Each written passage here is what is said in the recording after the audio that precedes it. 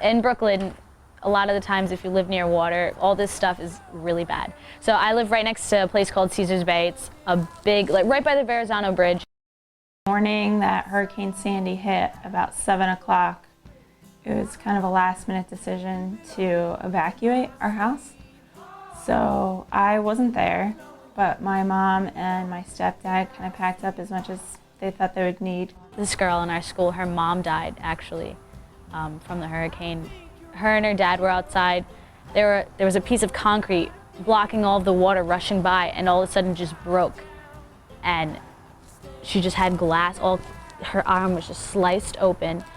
The husband tried to help her, and the whole family just pretty much watched her like bleed to death, and the ambulances couldn't get to her. We cleaned everything up. The following week I kind of checked with the insurance company to see what was covered, and we found out that nothing really that got damaged was covered, which was okay because, like I said, you know, it was good not to have any damage inside the house. Hurricane Sandy was one of the most destructive hurricanes in the 2012 Atlantic hurricane season. In the United States, Hurricane Sandy affected 24 states. The hurricane forced the release over 10 billion gallons of raw sewage. 94% of that raw sewage went into the water in and around New York and New Jersey. It was about 2 days later, my stepdad drove down to our neighborhood, and it was blocked off by police.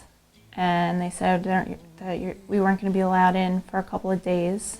So he actually snuck into our neighborhood walking, and there were boats everywhere in the streets, like up against trees. There's just stuff everywhere. She basically rebuilt the whole house by herself when she bought it. And I lost everything that I had. It could have been worse because the house is still there, at least we thought. And then in about January, after we'd already redone the floor, ordered custom cabinets for the kitchen, replaced all of the appliances, we found out that we're actually gonna have to tear down the house. You know, all the things that did get beat up, we had to just, you know, either fix ourselves or repair ourselves or pay for. So we're in the process of getting everything back to shape and going from there.